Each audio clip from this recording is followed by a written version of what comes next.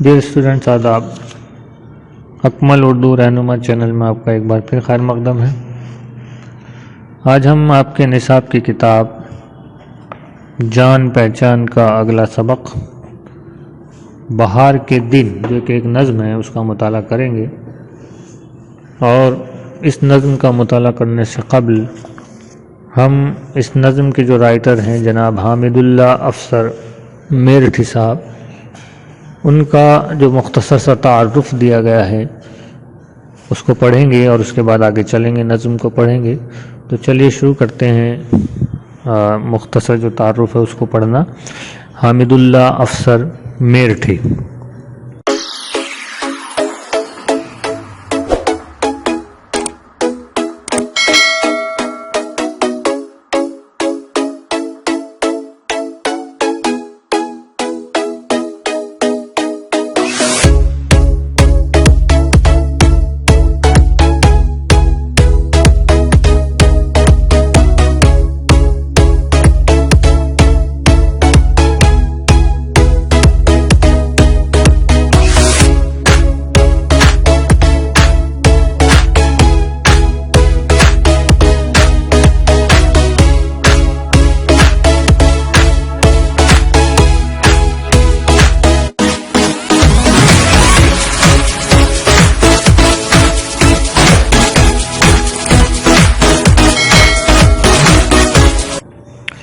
1898 سے 1974 تک کا ان کا جو زندگی کا پیریڈ ہے۔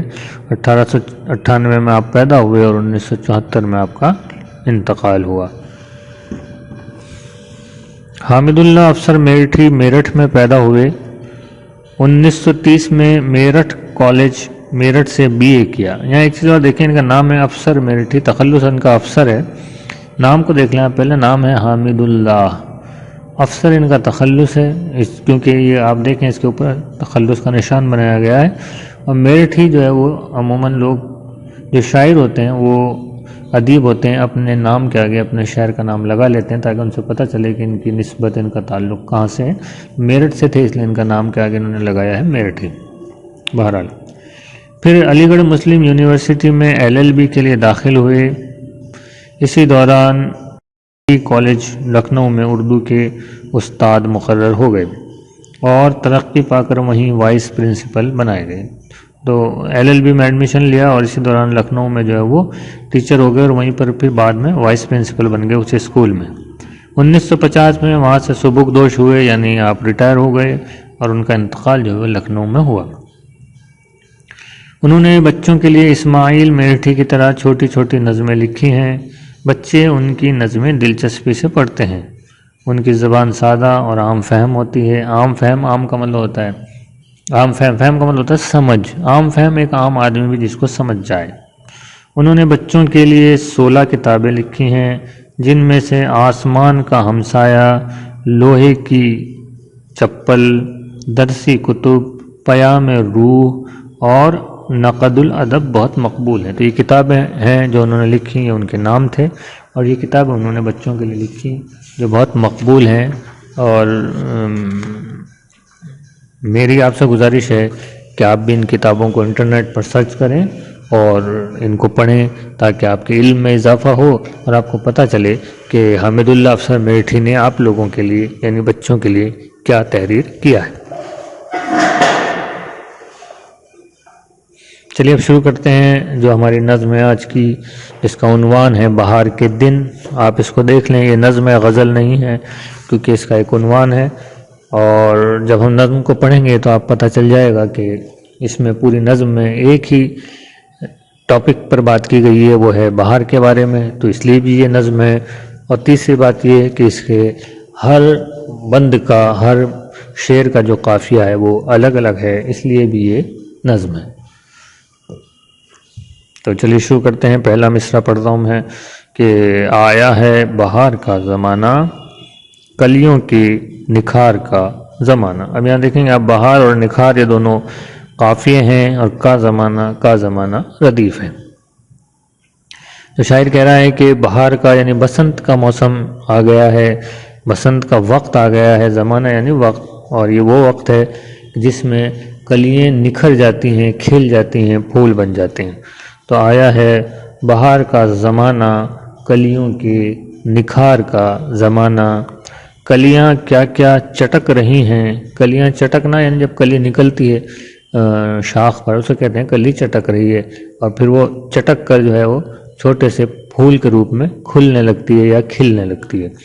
تو اس منظر کو پیش کر رہا ہے شاعر، کہہ رہا ہے کہ کلیاں کیا کیا چٹک رہی ہیں، ساری روشیں مہک رہی ہیں۔ کیسی کیسی کلیاں کھلی ہوئی ہیں، پھول کھل رہے ہیں، اور اس سے کیا ہو رہا ہے کہ ساری روشیں، روش یعنی راستے، کیاریاں، جتنی بھی کیاریاں ہیں یا جو راستے ہیں وہ سارے مہک رہے ہیں۔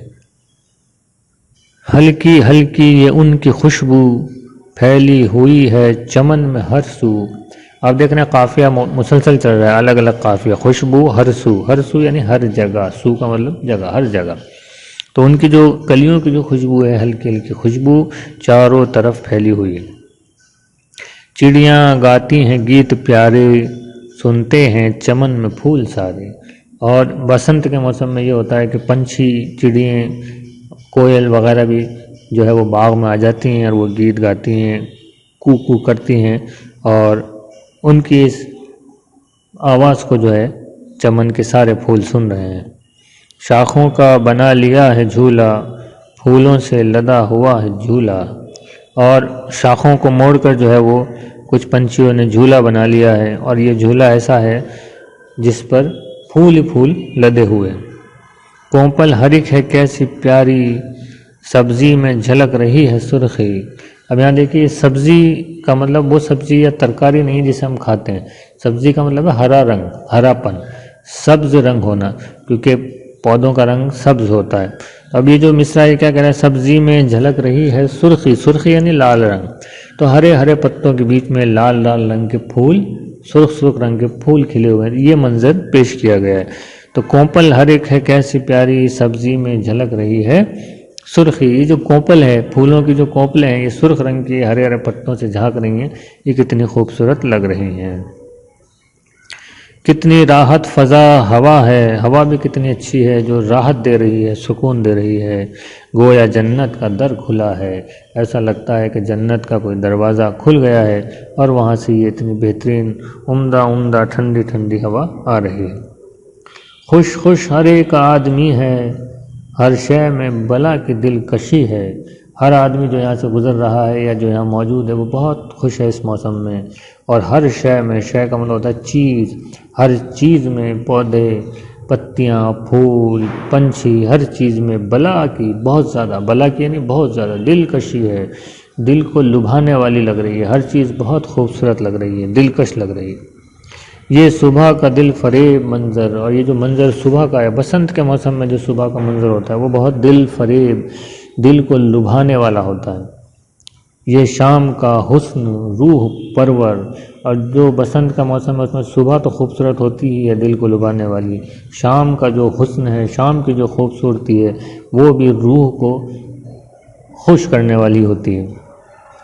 یہ رات کو چاندنی کا عالم، اور بسنت کی رات ایسی ہوتی ہے خوبصورت کہ آسمان میں چاند نکلا ہوا ہے اور چاروں طرف چاندنی پھیلی ہوئی ہے۔ اللہ رے بے خودی کا عالم، تو یہ جو اتنی خوبصورت رات ہے کہ چاندنی چاروں طرف چھائی ہوئی ہے، اس چاندنی رات میں انسان بھی جو ہے وہ اپنے آپ کو جو ہے وہ بے خود سا پاتا ہے، جھومنے لگتا ہے اس خوبصورتی سے، اس ماحول سے۔ کیسی دلچسپ چاندنی ہے، چادر ایک نور کی تنی ہے۔ چاروں طرف چاندنی ایسے پھیلی ہوئی ہے، ایسا لگتا ہے کسی نے نور کی چادر، روشنی کی چادر جو ہے وہ آسمان میں یا زمین پر تان دی ہو اور پھیلا دی ہو۔ ہر دل میں امنگ کس قدر ہے، سب پر ہی بہار کا اثر ہے۔ اور یہ جو اتنا خوبصورت ماحول ہے، اتنا اچھا موسم ہے، اس کو دیکھ کر شاعر کہہ رہا ہے کہ اس خوبصورتی کی وجہ سے، اس بہار کی وجہ سے ہر دل میں جو ہے ایک امنگ ہے، ایک جوش ہے، خوشی ہے، ایک ولولہ ہے، اور ایسا لگتا ہے کہ سبھی کے دلوں پر اس بہار کا جو ہے وہ اثر ہو رہا ہے۔ تو یہ بہار کے یا بسنت کے موسم میں جو ماحول ہوتا ہے اس کے بارے میں شاعر نے اس نظم میں بیان کیا ہے، اس کا منظر ہماری آنکھوں کے سامنے جو ہے کھینچا ہے، پیش کیا ہے۔ اور بہار کے دنوں کے بارے میں اور بہار کی راتوں کے بارے میں شاعر نے بتایا ہے۔ اس نظم کو آپ خود بھی پڑھیے گا، مشکل الفاظ اپنی کاپی میں آپ کو لکھنے ہیں، نظم کے اندر جو آئے ہیں وہ بھی اور جو کتاب کے پیچھے دیے ہیں وہ بھی، اور جو سوالات ہیں ان سوالات کے جوابات آپ اپنی کاپی میں تحریر کریں گے اور اسکول میں لا کر چیک کرائیں گے۔